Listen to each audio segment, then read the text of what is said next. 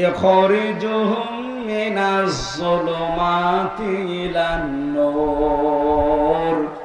আমি আল্লাহ যাদের বন্ধু হিসাবে গ্রহণ করি, আমার দায়িত্ব হচ্ছে ওই বন্ধুকে জুলুমাত থেকে, অন্ধকার থেকে আলোর দিকে বের করে নিয়ে আসা। কুমারখালীবাসী, এই পৃথিবীতে যত অন্ধকার আছে, পানির নিচের অন্ধকার, ঘরের ভেতরের অন্ধকার, মানুষের পেটের ভেতরের অন্ধকার, সব চাইতে বড় অন্ধকার হচ্ছে মানুষের তৈরি করা আইন। তাই কথা বলে না কেন? এটাকে আমি বানিয়ে বললাম। পৃথিবীতে আইন তৈরি করতে পারে শুধুমাত্র আল্লাহ, তাছাড়া আর কেউ পারে না। এই জন্য সামনে রমজান মাস, এ মাসে আমার আল্লাহ আমাদেরকে যে ফুরকান দিয়েছেন, ফুরকান মানে কোরআনে কারিমে ফুরকান নামে একটা সূরা আছে, তার বাংলা অর্থ হচ্ছে সংবিধান। ফুরকান মানে কি? আরো জোরে বলেন। ৭৭টা আয়াত আছে, ৭৩টা ধারা আছে এর ভেতরে। রমজান মাস পেয়েছেন, ফুরকান মাসে, কিন্তু এই ৭৩টা ধারা দিয়ে সামনে যদি আপনি সংবিধান বানাতে না পারেন, রমজান আসবে যাবে, আপনার কোনো উপকার হবে? এই জন্য যেহেতু সামনে আর ৭-৮ দিন মাত্র আছে, আর মাত্র ৭-৮ দিন আছে রমজানের, ফুরকানও আমাদের কাছে আছে, সংস্কারও আরম্ভ হয়েছে। আমরা চাই ডক্টর মোহাম্মদ ইউনূস, দুইজন নবীর নাম নিয়েছেন, একটা মোহাম্মদ, একটা ইউনূস। কথা বলছেন না কেন? দুই নবীর নাম নিয়ে বসে আছেন আপনি। 18 কোটি মানুষের পক্ষ থেকে আমরা আহ্বান জানাচ্ছি, সামনে রমজানে ফুরকানকে ৭৭টা ধারা দিয়ে সংবিধান বানিয়ে দেন। ডক্টর কামালের লেখা সংবিধান দিয়ে 54 বছর তো আমরা দেখলাম। কি কথা বলেন না কেন? এই সংবিধান দিয়ে বাংলাদেশে চোর চুরি করলে ডাকাত হয়, ডাকাত জেলে গেলে খুনি হয়, গাঁজাখোর গাঁজা খেয়ে জেলে গেলে গাঁজার গাছ লাগায়। আমার নিচতলায় একজন ছিল, আমি দেখেছি, জেলার একদিন এসে বলছে, এই তুই গাঁজার গাছ পেলি কোথায়? ভেতরে টবের ভেতরে গাঁজার গাছ লাগিয়েছে। বলছে, স্যার আমি গিয়েছিলাম আদালতে হাজিরা দিতে, ওই জায়গায় যে আমার বন্ধু বান্ধব আছে না বাইরে, তারা আমার গাঁজার একটা টোপলা দিয়েছিল, ওই গাঁজার বীজ, ওটা আমি মুখের ভেতরে নিয়েছিলাম, আসার সময় মেশিনে স্ক্যান করে ধরা পড়িনি। ওটা ভেতরে এসে আমি এই যে পানি খাওয়ার যে বোতল, উপরের মাথা কেটে ফেলে দিয়ে ওর ভেতরে মাটি দিয়ে টব বানিয়েছি, ওখানে গাঁজার গাছ আজ 2 মাস আগে লাগিয়েছি। দেখেন স্যার কত বড় হয়েছে। জেলার তো হিন্দু দেবদুলাল, ও ডাক দিয়ে বলছে, শয়তান, তোরে পুলিশে গাঁজা খাওয়ার কারণে দিল জেলে, তোরে আমি রাখলাম ফাঁসির কন্ডেম ছেলে, আর তুই এর ভেতরে এসে গাঁজার গাছ লাগিয়েছিস, তোরে তো স্বর্গে দেওয়া দরকার। ও তো জান্নাত বিশ্বাস করে না, কি বলছে? স্বর্গে দেওয়া দরকার তোরে। বাংলাদেশে ওনার বানানো সংবিধান দিয়ে ডক্টর কামালের 54 বছর আমরা দেখতে পাচ্ছি, আমি তো 33 বছর দেখছি, এ মানুষগুলো তো সারা জীবনে দেখছে, কিচ্ছু হয়নি, গাঁজার গাছ আরো লাগিয়েছে। চোর যায় 3 মাস পরে ডাকাত হয়ে বের হয়, ডাকাত গেলে খনি হয়ে বের হয়, খনি গেলে কি হবে? এদেশে পরিবর্তন হওয়ার জন্য সূরা ফুরকান ৭৩টা ধারার যে সংবিধান আল্লাহ বানিয়েছেন, আশা করবে 18 কোটি মানুষের পক্ষ থেকে এই আবেদন আমরা জানাতে চাই, এটা একটু জারি করে দেন। আল্লাহর কসম 41 সাল লাগবে না, 41 ঘন্টায় বাংলাদেশ মিনি জান্নাত হয়ে যাবে। নবীজি জানিয়েছেন, এই যে মায়েদা মানে দস্তরখানা, তামাম দুনিয়াটা আমার আল্লাহ খাবারের প্লেটের মতো সাজিয়ে দিয়েছেন। এই জন্য রিজিকের দায়িত্ব আল্লাহর, এটা কারো হাতে আল্লাহ দেয়নি। কুষ্টিয়ার মানুষেরা, কারো রিস্কের দায়িত্ব কারো বাবার না, মায়ের না, স্বামীর না, সন্তানের না, নেতার না, রিস্কের দায়িত্ব কার? এই জন্য যে দায়িত্ব আল্লাহ নিয়েছে ওইটা নিয়ে আপনার চিন্তা করার দরকার নেই। যেটার দায়িত্ব আল্লাহ নেয়নি ওইটা নিয়ে চিন্তা করেন। আল্লাহ নেয়নি কোন দায়িত্ব? আপনি কি করবেন না করবেন এই দায়িত্ব আল্লাহ নেয়নি। এই জন্য এমন কোন কাজ করা ঠিক না যে চোখ বন্ধ হওয়ার পরে আমার আবার আফসোস করা লাগে। এমন কিছু কিছু কাজে আঞ্জাম দেওয়া দরকার। হযরতে আবু যর গিফারী রাদিয়াল্লাহু তাআলা আনহু বলেন, আমার বন্ধু মুহাম্মদুর রাসূলুল্লাহ সাল্লাল্লাহু আলাইহি ওয়াসাল্লাম আমাকে 7টা বিষয়ের উপদেশ দিয়েছিলেন জীবনে। আমার ওই 7টা বিষয় সারা জীবন আমি মনে রেখে রেখে চলেছি। তার 1 নম্বরে আমার বন্ধু আমাকে বলতেন, আবু যর আখিরাতের বিষয় সব সময় উপরের দিকে তাকাবা আর দুনিয়ার বিষয় সব সময় নিচের দিকে তাকাবা। যখনই মনের ভেতরে একটু কিছু কি আসবে, শয়তান হয়তো ওয়াসওয়াসা দিতে পারে যে তোর কি আছে, তখনই ভাববেন যে আমার চাইতে এমন মানুষ আছে যার আমার চাইতেও কিছু নেই। আমি তো অন্তত একটা ঘরের ভেতরে মাথা দিয়ে রাখতে পারি। কত মানুষ এই বাংলাদেশে আছে কুমারখালী স্টেশনে থাকে। এক কথা বলো না কেন? আমার তো 1 বিঘা জমি আছে, কারো তো জমি নেই। হযরতে ঈসা রূহুল্লাহ আলাইহিস সালাতু ওয়াস সালাম উনি পৃথিবী বিমুখ মানুষ ছিলেন। তার নিজের সম্পদ বলতে শুধুমাত্র একটা পানি খাওয়ার গ্লাস ছিল, গ্লাস। একবার নদীর পাশ দিয়ে যাওয়ার সময় দেখেন একটা লোক পানি খাচ্ছে, হাতের উপরে পানি তুলে আছলা করে। অনেকক্ষণ দৃশ্য দেখার পরে ডাক দিয়ে বললেন, রব্বুল আলামিন, আমি তো ভাবতাম যে আমার মনে হয় কিছু নেই, অথচ এই লোকটা দেখি পানি খাওয়ার গ্লাসও নেই, পানি হাতে তুলে খায়, আমার তো গ্লাস আছে। দুনিয়ার জীবন যে তো ধোঁকা, একে ধরলেও থাকে না। এইরকম জীবনের জন্য গ্লাসও আমার লাগবে না, যান গ্লাসটাও ছুঁড়ে ফেলে দিলেন। এজন্য দুনিয়া সম্পর্কে যত সচেতন হতে পারবেন, আপনার মনের ভেতরে একটা অনির্বচন শোক আল্লাহ তাড়াতাড়ি দান করবে। হযরতে আবু যর বলেন, 2য় নম্বরে সব সময় নবীজি আমাকে বলতেন, বন্ধু আবু যর আখিরাতের বিষয় সব সময় উপরের দিকে তাকাবা। যে আমি আর এই 33 বছর বয়সে কি করলাম, আমার এই বয়সে এমনও মানুষ আছে তারা আমার আল্লাহকে খুশি করে ফেলেছে। এখানে যারা বসে আছে প্রথম সারিতে, এই এদিকে তাকান, এই যে প্রথম সারিতে যে কয়জন বসে আছি আমরা, কিয়ামতের ময়দানে যদি এই কয়জন মানুষকে আল্লাহ এক জায়গায় ডাক দেয়, বলেন তো এই কয়জন মানুষের ভেতরে আমরা যা করি ওই সময় কিন্তু আফসোস আসবে না? এখনই করা দরকার। প্রতিটি মানুষ যেন এখনই আমরা ভাবি যে কিয়ামতের দিন আল্লাহর সামনে যখন আমরা এই কয়জন দাঁড়াবো, আমি কি নিয়ে দাঁড়াচ্ছি আর উনি কি নিয়ে দাঁড়াচ্ছে, আমার কতটুকু স্যাক্রিফাইস আছে ইসলামের জন্য, মানবতার জন্য। উনি যদি নিজের থেকে চিন্তা করে যে আমি কি করলাম, কি নিয়ে আল্লাহর সামনে দাঁড়াবো, দেখানোর মতো আমার কি আছে, এই চিন্তা যত বেশি মানুষের ভেতরে উদয় হবে, ওই মানুষটার জীবন তত বেশি পরিচ্ছন্ন হতে থাকবে। আপনি একটু উপরের দিকে তাকিয়ে ভাবেন তো, আমার বয়সী দেলাওয়ার হোসেন শিবিরের সাবেক সভাপতি, এই লোকটা ইসলামের জন্য কি করলো আর আমি কি করলাম। সেই ইমানের উপরে টিকে থাকতে গিয়ে 57 দিন রিমান্ডে ছিল। তার লজ্জা স্থানের ভেতরে তার গরম করে ঢুকিয়েছে এই জালেমরা। তার পুরুষাঙ্গ নষ্ট হয়ে গেছে। আমাকে যে রিমান্ডে নিয়েছিল সঞ্জয় দত্ত, এই শয়তান অফিসার ওনারও দায়িত্বে ছিল। আমার নিজে বলতো যে দেলাওয়ারকে আমরা ফুটবলের মতো লাথি দিয়েছি। বলেন তো এই ছেলেটার যে স্যাক্রিফাইস, 57 দিন এই বাংলাদেশের ইতিহাসে রিমান্ডে কেউ যায়নি, অথচ জালেমরা তাকে তার ইমান থেকে এক চুলও টলাতে পারেনি। কথা বলেন না কেন? কিয়ামতে আপনিও উঠবেন, আমিও উঠবো, দেলাওয়ারা উঠবে। তার যে কষ্ট, তার যে স্যাক্রিফাইস, ত্যাগ ইসলামের জন্য আর আমার, আমরা কি দুইজনই এক জান্নাত পাবো?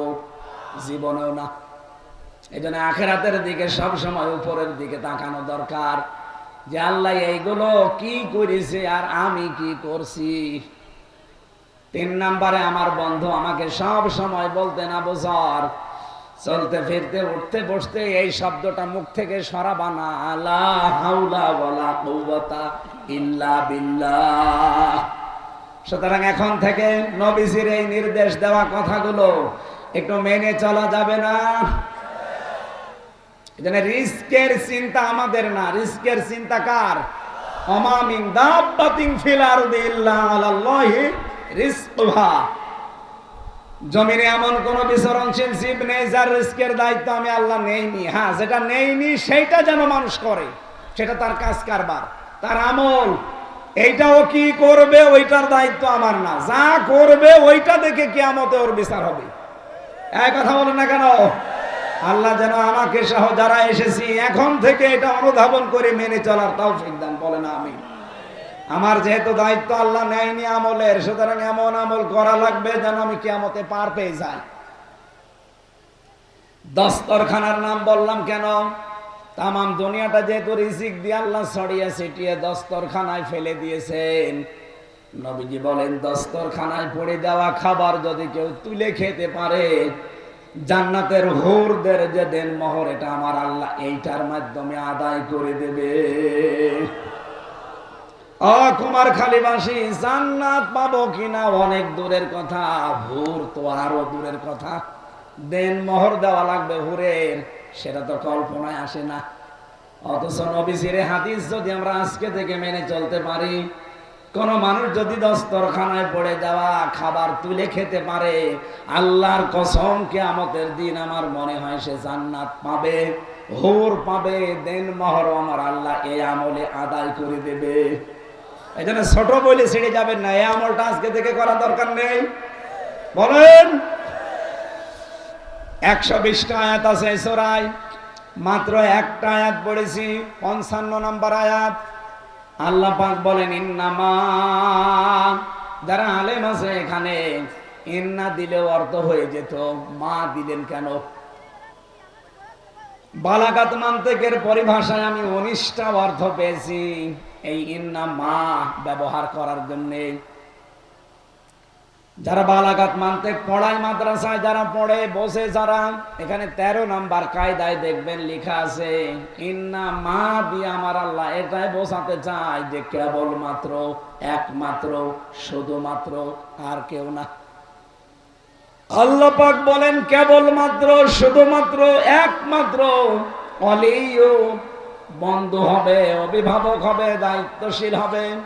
কম মানে তোমাদের, আল্লাহ এখানে কা দেয়নি, তাহলে নবীজিকে আল্লাহ উদ্দেশ্য করে শেষ করে দিত। যেহেতু কম দিয়েছেন, কম বহু বচন, এটা জমির, এই কমের ভেতরে হামজা যেমন আছে, জলিলও তেমন আছে। এই কথা বলছে না কেন? শাহিন নেই। এক কথা বলেন, কথা বলেন। আপনারা দুনিয়ার সবাই এই কমের ভেতরে আছে, সে যেই হোক। তাম পৃথিবীতে এখন 810 কোটি মানুষ, সবাই এই কমের ভেতরে, আল্লাহ বলেন এর ভেতরে আছে। আর তোমাদের জন্য কেবলমাত্র, একমাত্র, শুধুমাত্র অভিভাবক হিসাবে গ্রহণ করতে পারো আল্লাহ। তোমাদের একমাত্র অভিভাবক হবে, বন্ধু হবে কে? আরো জোরে। 2 নম্বরে তোমাদের বন্ধু হবে রাসূল, কে? 3 নম্বরে তোমাদের বন্ধু হবে ইমানদার। এখন ইমানদার কারা? বাংলাদেশে তো আমরা 96% মুসলমান, সবাই নিজেকে ইমানদার দাবি করি না। এর পরবর্তীতে আল্লাহ 3টা গুণ দিয়েছেন। এই 3টা গুণ যাদের ভেতরে দুনিয়ায় থাকবে তারা ইমানদার, আর তাদেরকে আপনি অভিভাবক হিসাবে, বন্ধু হিসাবে মেনে নিতে পারেন।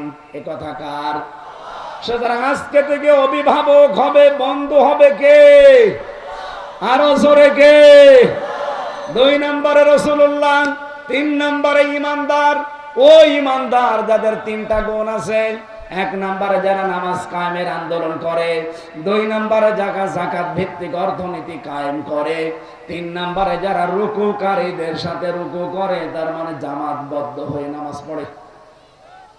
ওমাইয়াতাওয়াল্লাল্লাহু ওয়া রাসূলুহু ওয়াল্লাযীনা আমানু, যে ব্যক্তি আল্লাহ রাসূল আর এইরকম ঈমানদারদের দিকে ফিরে আসবে, আল্লাহ বলেন এরা হচ্ছে আল্লাহর সৈনিক, সেনাবাহিনী।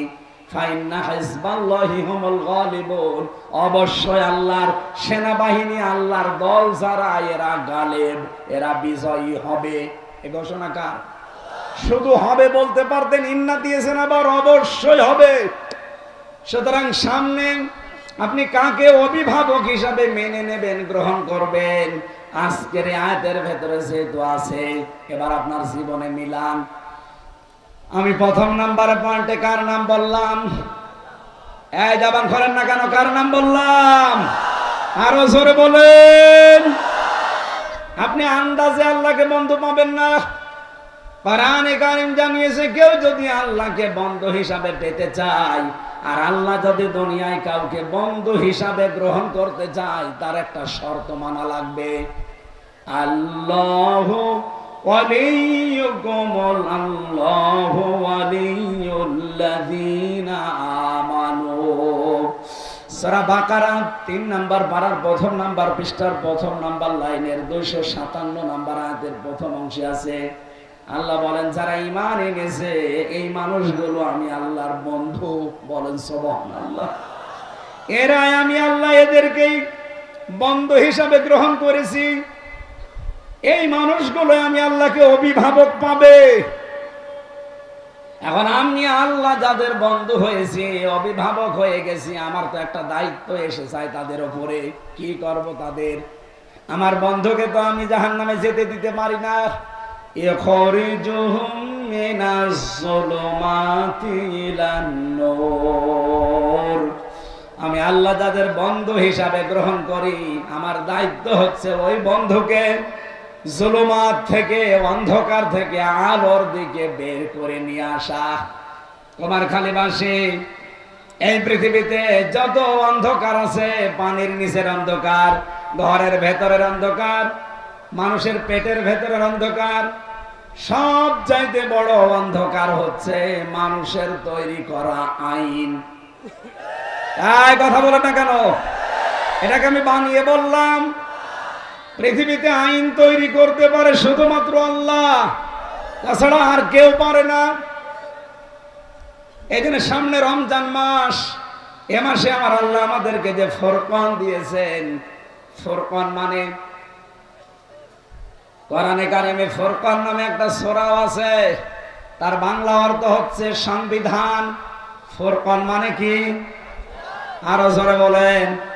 ৭৭টা আয়াত আছে, ৭৩টা ধারা আছে এর ভেতরে। রমজান মাস পেয়েছেন, ফুরকান মাসে, কিন্তু এই ৭৩টা ধারা দিয়ে সামনে যদি আপনি সংবিধান বানাতে না পারেন, রমজান আসবে যাবে, আপনার কোনো উপকার হবে? এখানে যেহেতু সামনে আর ৭-৮ দিন মাত্র আছে, আর মাত্র ৭-৮ দিন আছে রমজানের, ফুরকানও আমাদের কাছে আছে, সংস্কারও আরম্ভ হয়েছে। আমরা চাই ডক্টর মোহাম্মদ ইউনূস, 2 জন নবীর নাম নিয়েছেন, একটা মোহাম্মদ, একটা ইউনূস। কথা বলছেন কেন? 2 নবীর নাম নিয়ে বসে আছেন আপনি। 18 কোটি মানুষের পক্ষ থেকে আমরা আহ্বান জানাচ্ছি, সামনে রমজানে ফুরকানকে এই ৭৭টা ধারা দিয়ে সংবিধান বানিয়ে দেন। ডক্টর কামালের লেখা সংবিধান দিয়ে 54 বছর তো আমরা দেখলাম। কি কথা বলেন না কেন? এই সংবিধান দিয়ে বাংলাদেশে চোর চুরি করলে ডাকাত হয়, ডাকাত জেলে গেলে খুনি হয়, গাঁজাখোর গাঁজা খেয়ে জেলে গেলে গাঁজার গাছ লাগায়।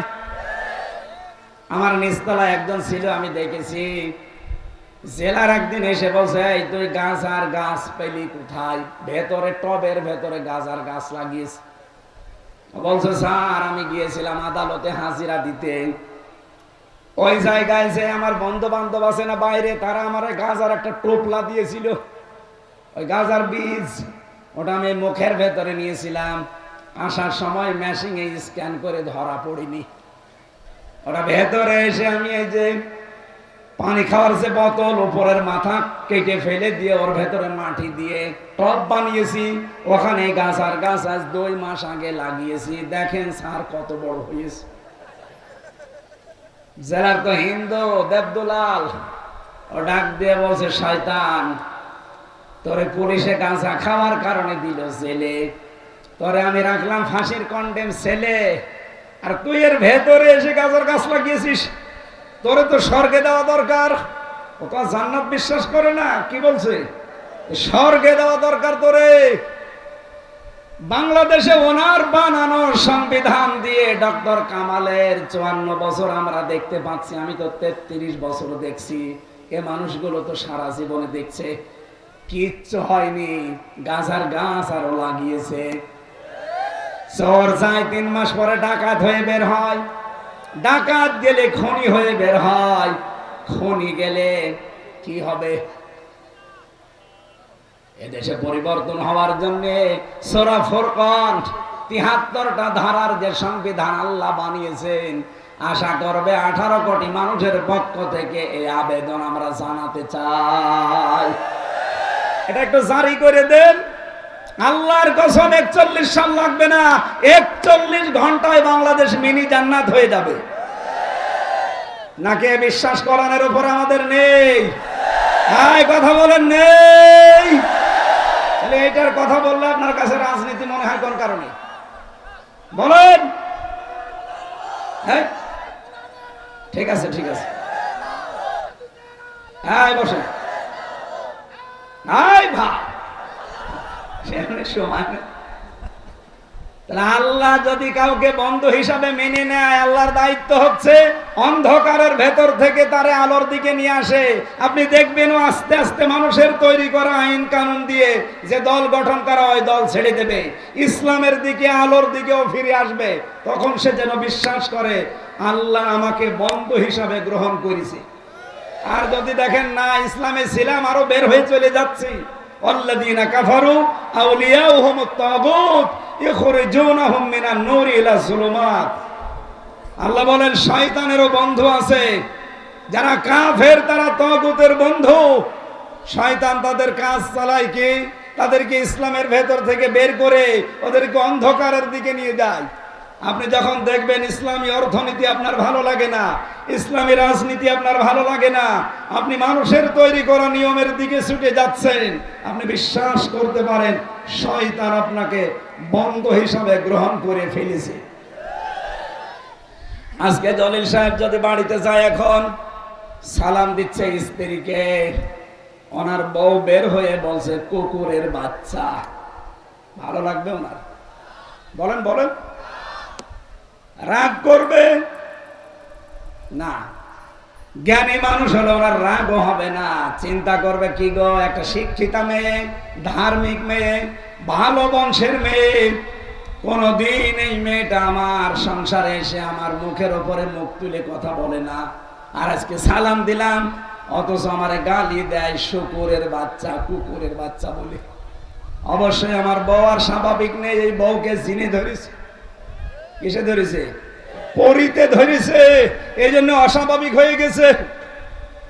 আপনি যখন দেখবেন মানুষের তৈরি করা আইন নিয়ম কানুন আপনার ভালো লাগে, ইসলামের নিয়ম কানুন ভালো লাগে না, আল্লাহর কসম আপনার বিশ্বাস করা লাগবে শয়তান আপনাকে দখল করে ফেলেছে।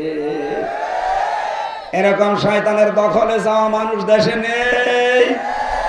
কারা আছেন হাত তোলেন তো। আপনি 2 নম্বরে রাসূলুল্লাহকে বন্ধু হিসাবে মানা লাগবে। আল্লাহকে বন্ধু যারা পাবে, আল্লাহ যাদেরকে গ্রহণ করবে, এই কাজগুলো আল্লাহ তাদের উপরে করবে, অন্ধকারের ভেতর থেকে আলোর দিকে নিয়ে আসবে। 2 নম্বরে রাসূলুল্লাহকে বন্ধু পেতে হলে 4 দফা কর্মসূচি হাতে নেওয়া লাগবে। 4 জায়গায় আয়াত আল্লাহ কোরআনে দিয়েছেন। সূরা বাকারা 129 নম্বর আয়াত, সূরা বাকারা 151 নম্বর আয়াত, সূরা আলে ইমরান 164 নম্বর আয়াত, সূরা জুমা 2 নম্বর আয়াত। 4 জায়গার আয়াতগুলো বাড়িতে মিলিয়ে নেবেন আপনি রাসূলুল্লাহর বন্ধু হতে পেরেছেন কিনা।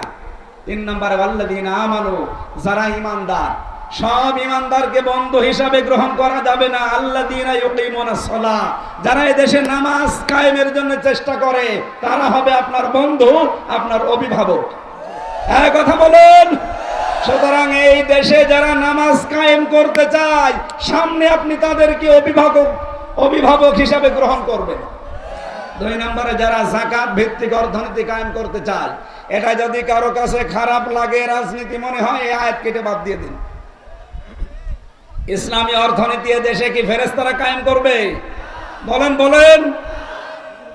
এগুলো কায়েম করার দায়িত্ব আমাদের। সামনে আল্লাহ একটা সুযোগ দিচ্ছে, আমরা চাই কোরআনে কারিমের ইসলামী যে অর্থনীতি আছে এটা যেন সামনে এই দেশে কায়েম হয়।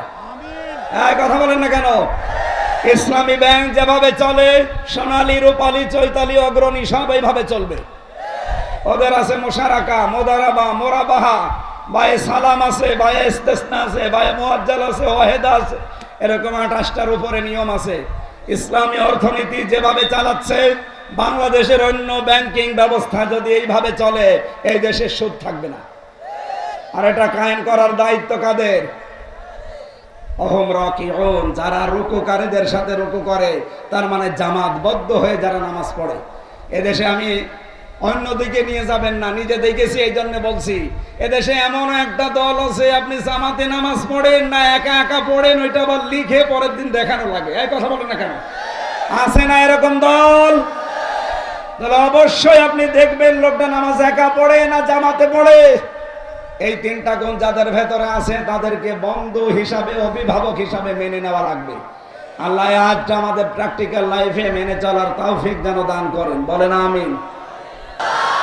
এই যে কথা বললাম, এই কথাটা তৈরি হতে 27টা স্তর পার করার পরে একটা কথা তৈরি হয়।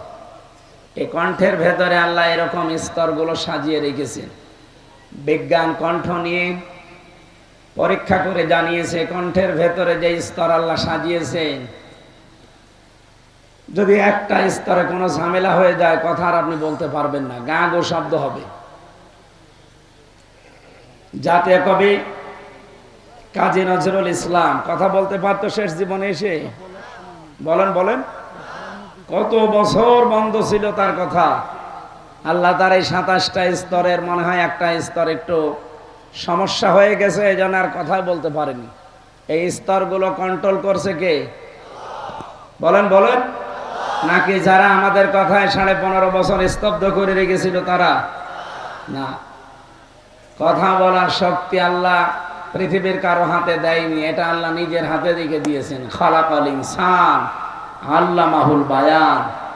আল্লাহ বলেন আমি মানুষ বানিয়েছি, আর মানুষের কথা বলা আমি শিখিয়েছি। এই জন্যে কথা যেহেতু আল্লাহ নিজে বানিয়েছেন, কিভাবে বলা লাগবে, কার কণ্ঠে কোন কথা এটা সেট হবে, এটা দুনিয়ার কেউ জানে না। জানে কে? পৃথিবীর ময়দানে দেখবেন আজ পর্যন্ত কারো কণ্ঠের সাথে কারো কণ্ঠ মেলে না। মেলে? কাওয়া কাকুর কণ্ঠ বহু মানুষ চেষ্টা করে যে 100 ভাগ এরকম করতে, খেলা হবে না, কাওয়া কাকুর মতো হওয়া সম্ভব না। হয়তো হবে 98 ভাগ, 99 ভাগ, 100 ভাগ হবে? বলেন বলেন। 2 নম্বরে মানুষের এই যে মিল নেই চামড়ার সাথে। 9768 প্রকার চামড়া আছে আমাদের শরীরে।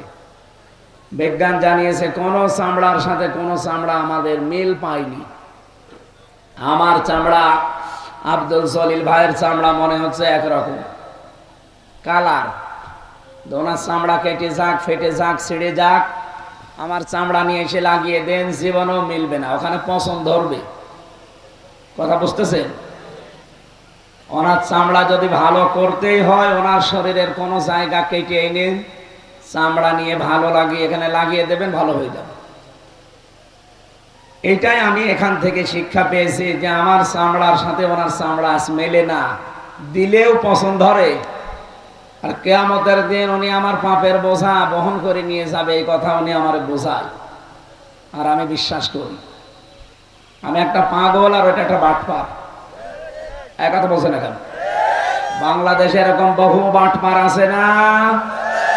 পুরা ভণ্ডামি।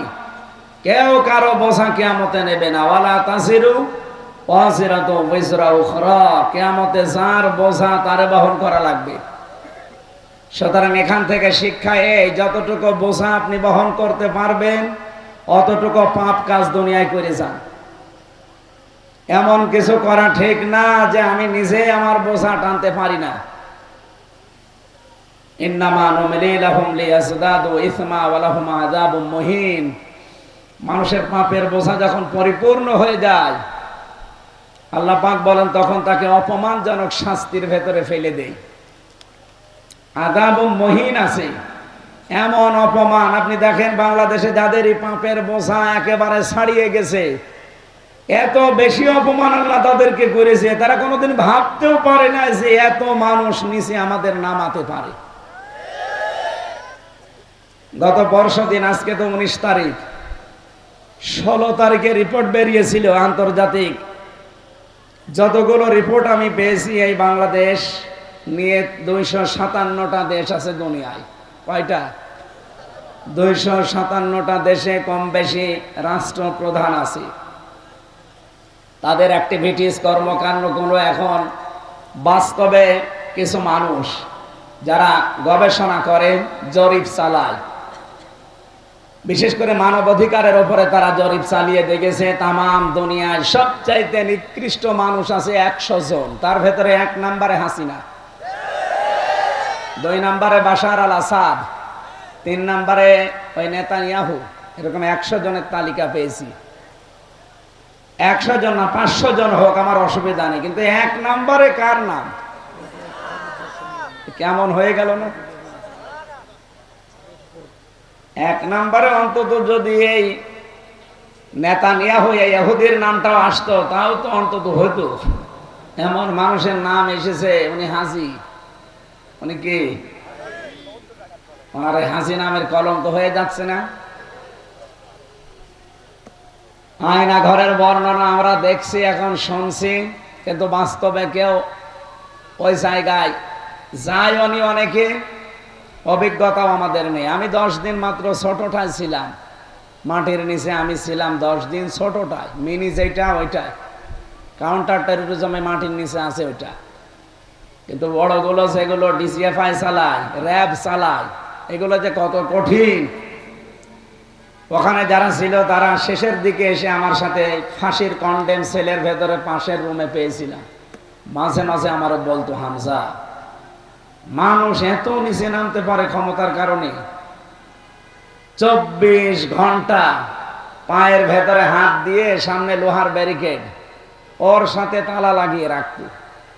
1.5-2 মিনিট সময় দিত টয়লেট করার জন্য। 24 ঘন্টার ভেতরে মাত্র একবার।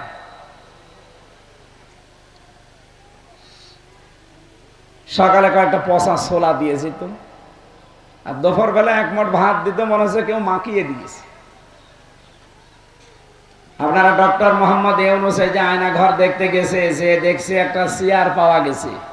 আজকেও তাজুল ইসলাম গিয়েছিল, অ্যাডভোকেট তাজুল ইসলাম, আন্তর্জাতিক অপরাধ ট্রাইব্যুনালের যিনি দায়িত্বে আছে এখন। উনি চেয়ারটা একটু ঘোরাইলো দেখলাম, কিন্তু এই চেয়ারটা কারেন্টের শর্ট দেওয়া, এটা ঘোরে না বেশি, ঘোরলেও হালকা ঘোরে, কিন্তু এটা কাঁপে বেশি। এভাবে শর্ট দেবে, আপনি কাঁপতে থাকবেন। আমারে যেটাই নিয়ে বসায়নি, আমারে দেখিয়েছিল। আমার আগে একজনকে দেখলাম বসিয়েছে, এই হাতের সাথে পায়ের সাথে ক্লিপ আটকিয়ে দেয়, গলার সাথে একটা ফিতা বেঁধে দেয়, শুধু একবার সুইচ টিপ দেবেন, 1 মিনিটে 120 বার ঘুরবেন। 1 মিনিটে যদি 120 বার হয়, সেকেন্ডে কয়বার? টের পাচ্ছেন আপনি কি অবস্থা দাঁড়ায়? 1 মিনিট পরে মনে হবে আমি 4-5টা দুনিয়া দেখতে পাচ্ছি। মাথার ভেতরে কিছু সূক্ষ্ম জিনিস আল্লাহ সাজিয়ে রেখেছেন। ফ্রন্টাল লব আছে সামনে, অক্সিপিটাল লব আছে, প্যারাইটাল লব আছে, মোটর কর্টেক্স আছে, সেন্সরি কর্টেক্স আছে, ল্যাব আছে, এরকম 70,000 জিনিসে মাথার ভেতরে। এত সূক্ষ্ম, এখানে কম্পিউটার ভিড়ালে আমি আপনাকে দেখাতে পারতাম। এই জিনিসটা এত বেশি নড়াচড়া করে, এত বেশি কাঁপাকাঁপি করে, শেষ পর্যন্ত আপনি সব আউলিয়ে ফেলবেন, অন্ধকার দেখবেন। এ শাস্তি দিয়ে যদি শেষ করে দিত। আমি দেখলাম ওরা একটা মেশিন নিয়ে আসলো, এই হাতের সাথে আর পায়ের সাথে এমন ভাবে সেট করা, শুধু একবার সুইচ টিপ দেবে, আস্তে করে নখগুলো সব খুলে একবারে চলে আসবে। নখ খুললে কিন্তু ফিনকি দিয়ে রক্ত বের হয়, আর ঠিক ওই সময় তার উপরে লবণ ছিটিয়ে দেয়। শুনতে খুব সহজ মনে হচ্ছে না? এটা বাস্তবে যারা পেয়েছে তারা কত কঠিন অবস্থায় ছিল আপনি বলেন তো। মুফতি ফখরুল ভাই আমার সাথে ছিল, উনি মাঝে মাঝে বলতো, হামজা, এই যে মানুষ শুয়ে থাকে, এটা যে কত বড় নিয়ামত আমি টের পেয়েছি। আমার পায়ের ভেতরে হাত দিয়ে এভাবে আটকিয়ে দিত বছরের পর বছর।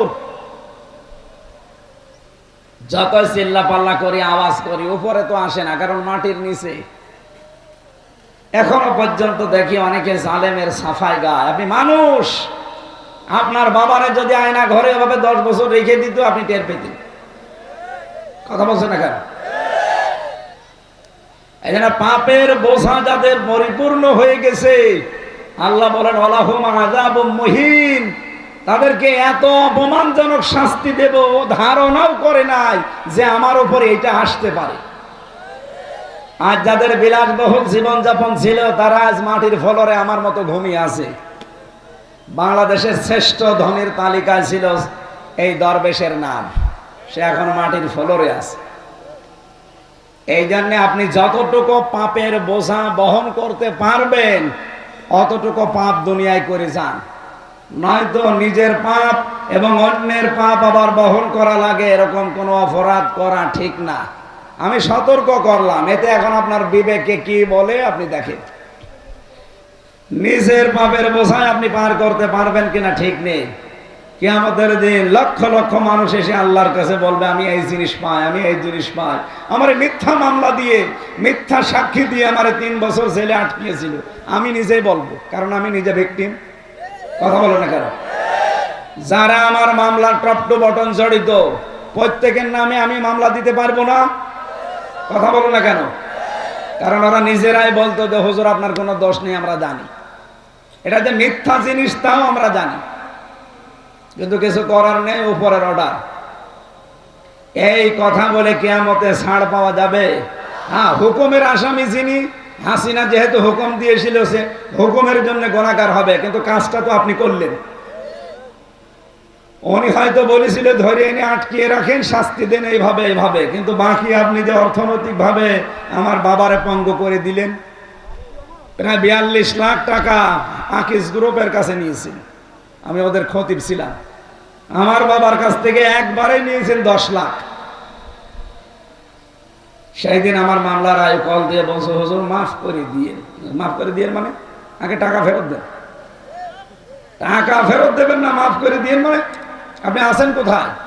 কোথায় আছে বলতে পারবো না। বলতে পারবো না মানে আপনি বলেন আমি আসতেছি সেখানে। পালিয়েছে, কোন জায়গায় যে আছে ইন্টারনেটে কল দিয়েছিল। এই জন্য বাস্তবতা আমি আবার বলছি, চামড়ার সাথে চামড়া মেলে না। আর আপনি আশা করে আছেন লালন বাবা আমারে বাঁচাবে। কিসের বাবা? কারো উপরে ভরসা আজকে থেকে আর না। নিজের কাজ নিজে করবেন, অতটুকু কিয়ামতে যতটুকু আপনি বহন করতে পারবেন। কথা বোঝা গেছে? অনেকে ছেলে মেয়ে, স্ত্রী পুত্র, মা বাবার খুশির জন্য, আনন্দের জন্য অবৈধ ইনকাম করে, নাকি এদেশে নেই? এই কথা বলেন না কেন? আমাল হায়াতুদ দুনিয়া ইল্লা মাতাউল গুরুর। আল্লাহ বলেন পৃথিবীর জমিনে যা আছে সব ধোঁকা। আপনার ছেলে মেয়ে বলেন, স্ত্রী বলেন, মা বাবা বলেন, সব ধোঁকা। এদের আনন্দের জন্য, খুশির জন্য আপনি ডান হাত বাম হাত দেখেন না। বাবা শাহজালাল সব হালাল বলে কামাই করছেন, জবাব দিতে পারবেন? আর আপনার পাপের বোঝা আপনার বউ নেবে? আপনি এখনই মরে যান, আল্লাহর কসম এখন মরে যান, আপনাকে রাত্রে আপনার বউ একা পাহারাও দেবে না। বলবো রে বাবা জিন আসবে, দরকার হয় 3-4 জন দেন, একসাথে পাহারা দিই। সকালবেলা আপনারা মাটির নিচে দিয়ে দিবে। আমাকে বেশি বললাম? বলেন বলেন। শুধু মাটির নিচে দিয়ে শেষ। 3 দিন হয়তো পাগলের মতো কান্নাকাটি করবে। আমাকে আমার নিজের ম্যাডামও, ও আমার ভালোবাসে আমি জানি। 3 দিন পাগল হয়ে যাবে, 7 দিন পরে দেখবেন স্বাভাবিক খাবার দাবার আবার হচ্ছে। 40 দিন পরে একেবারে আমারে ভুলিয়ে যাবে। 4 মাস 10 দিনের ভেতরে ঠিক দেখবেন ওর মা বাবা এসে ওরা অন্য জায়গায় বিয়ে দিয়ে দেবে। কথা বলছে না কেন? আমার এখন 33, ম্যাডামের 26। 26 বছরের মহিলা এখন মরে গেলে ওর মা বাবা রাখবে ওরে? বলবে মেয়ের সারা জীবনের দায়িত্ব দরকার না, এই হিসাবে বিয়ে দেবে। 3-4 দিন যেতে না যেতে দেখবেন ওই ম্যাডাম কল দিয়ে বাবা মাকে বলবে, বাবা মা খুব ভালো করেছো, ও হামজার চাইতে এটা 100 গুণ ভালো। হ্যাঁ, কথা বলছে না কেন? এটা বাস্তবতা কিনা বলেন তো? আমি বিশ্বাস করি এটাই বাস্তব। 3 বছর ফাঁসির এই কন্ডেম সেলের ভেতরে আমি যদি কিছু না শিখি, এইটা শিখেছি যে দুনিয়া পুরাটা ধোঁকা। সেই স্ত্রী বলেন, ছেলে মেয়ে বলেন, আর মা বাবা বলেন, ওইটাও ধোঁকা। স্বার্থ ছাড়া দুনিয়ায় কেউ কারো না। এই জন্য আমি পাপ করব, আমার পাপের বোঝা আমার মা বাবা নেবে কিয়ামতে না। মা তো কিয়ামতে পরিচয় দেবে না। ইয়াউমা ইয়াফিরুল মারউ মিন আখিহি ওয়া উম্মিহি ওয়া আবিহি ওয়া সাহিবাতিহি ওয়া বানি। এই তাফসিরে উম্মিহি ওয়া আবিহি এই ব্যাখ্যায় আমি পড়েছি কিয়ামতের দিন অনেক সন্তান একটা নেকির কারণে জান্নাত যেতে পারবে না। মায়ের পা ধরে থাকবে 500 বছর। কত? 500 বছর পরে ওর মা ওর মুখের উপরে লাথি দিয়ে বলবে, কে তুই? আমি তোরে চিনি না, সন্তানের পরিচয় দাও, আমার তো দুনিয়ায় বিয়েই হয়নি। কুমারখালী বাসী, যেহেতু এই ছেলেটা আমার নিজের, 64 জেলার ভেতরে জেলার মানুষকে এমনি স্বাভাবিক ভাবে ভালোবাসি বেশি। মন থেকে বলছি, দুনিয়ার কিন্তু সবই ধোঁকা। কুষ্টিয়ায় বাড়ি গাড়ি আমারও আছে, এগুলো ধোঁকা। গ্রামে আমার হাল সাথে বাড়ি গাড়ি আছে, আমার বাবার দাদার জমি জায়গা আছে, এগুলো ধোঁকা। আমার বাবা রিয়াজউদ্দিন, তার বাবা জাহান আলী, তার বাবা নওয়াজ আলী, এরপরে আমি আর চিনি না, আর আমার চিনার দরকারও নেই। কথা বলছ না কেন? এই নওয়াজ আলীর বাবা খুব বেশি হলো 61 বছর আগে মরে গেছে, আমি হিসাব করে দেখলাম। এই লোকটা যদি এখন কবর থেকে উঠে এসে আমার বাড়িতে বলে যে এই 2 তলা বাড়ি আমার, এই ভিটা আমার কেনা ছিল, আমি এখানে থাকতে চাই, কুমারখালী বাসী বলেন তো ওই নওয়াজ আলীর বাবারে আমি ঢুকতে দেব? কিসের নওয়াজ আলীর বাবা আপনি? আমি তো নওয়াজ আলীকে চিনি না। কথা বলছে না কেন? এই জন্য আমি আবার স্মরণ করাচ্ছি, আমি নিজে স্মরণ করছি, সবাইকে করাচ্ছি, কেউ কারো না। সুতরাং কারো জন্য নিজের আখের যেন আমরা নষ্ট না করি।